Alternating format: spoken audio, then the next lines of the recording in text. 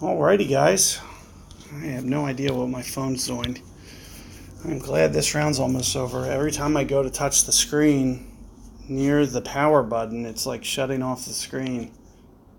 I have no idea why that's happening. I have to have some weird mode on or something. I have no idea why that's happening. So anyway, let me set up my bag for hole 9. Of course, you want as much power as possible. And in addition to that, we are going to set up with a snow globe and of course go for accuracy more than anything. In terms of 3 wood, you're going to want as much backspin and distance as you can have. So here you're going to see me use Guardian. Of course, I'm going to keep Saturn on just in case. I'd really like to have Amazon here just in case I drive it in the rough. I could probably get it down up by the green.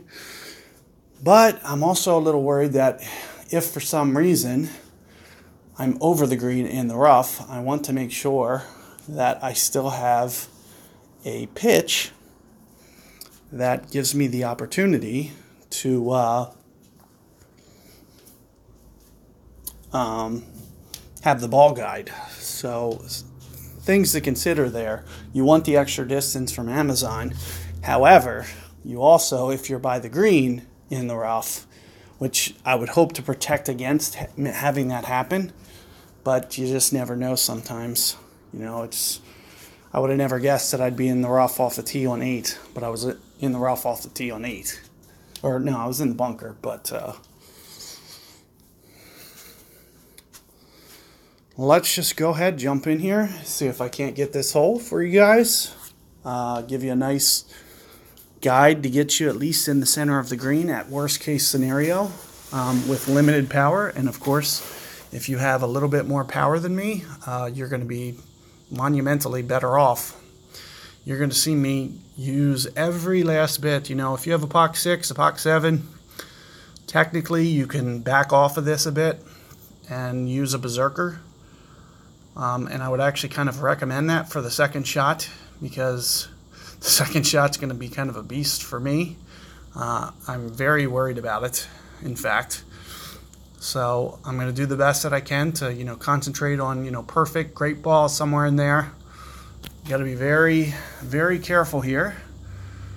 You want to thread it up here. You also want to have that momentum kind of shifting down through the center here so you don't wind up in the rough. And there you see none too bad, not terrible.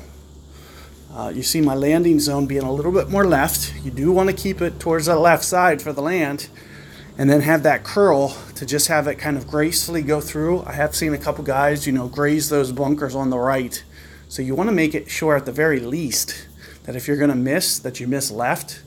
So you're up there far enough and you don't hit one of those first 2 bunkers on the, and here you're seeing a berserker. This is kind of what I was mentioning. If you have a little bit more distance, this is going to make your life a whole lot easier, especially for that second shot.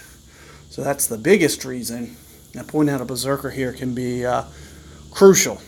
So let's talk a little bit about this second shot. I'm assuming that I am good to go for you guys, that I will be able to get to the green no problem. And here you're seeing me able to still get to the front of the green. You're going to see me set up with kind of, here I'm using 6 bars. Now notice how I'm kind of towards the back of the green, but not quite.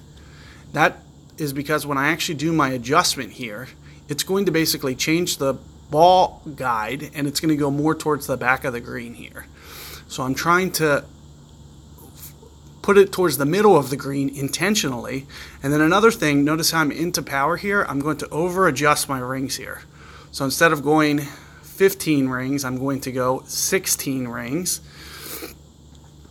In addition to that, I'm still going to curl it ever so slightly just to get the ball rolling more towards the hole on top of everything that I just already mentioned.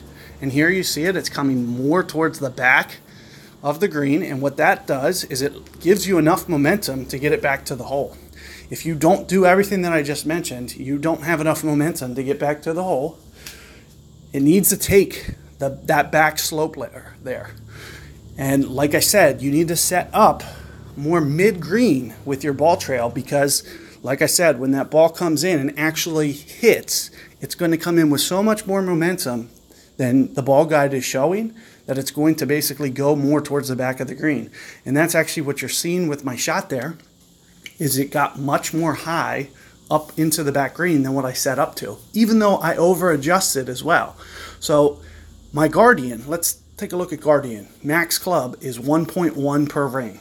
I just played it at 1.0 per ring, and plus still went another half ring on top of that. I went about 16 rings, and Guardian is only supposed to be 1.1 per ring.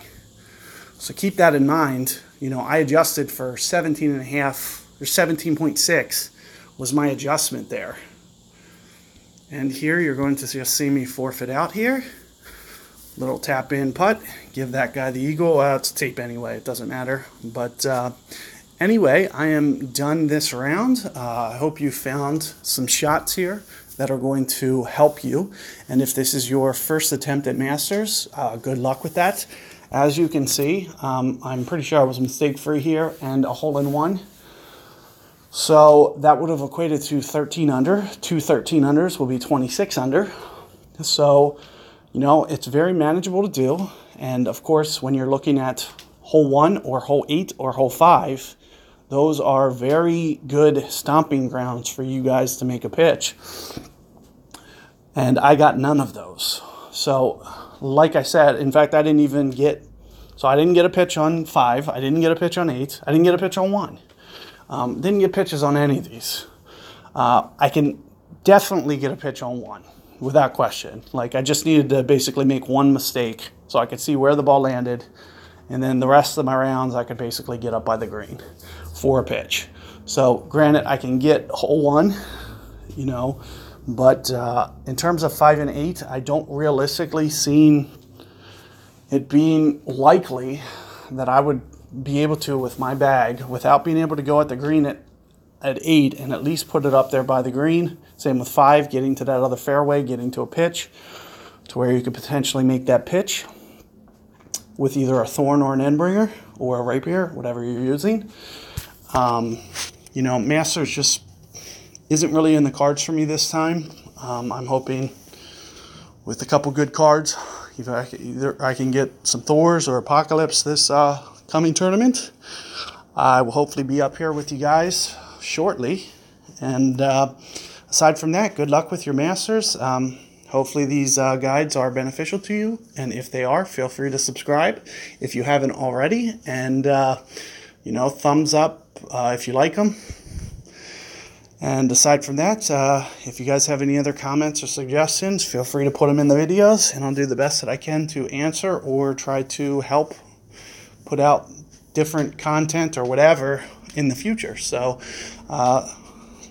again, good luck. I'll see you guys later.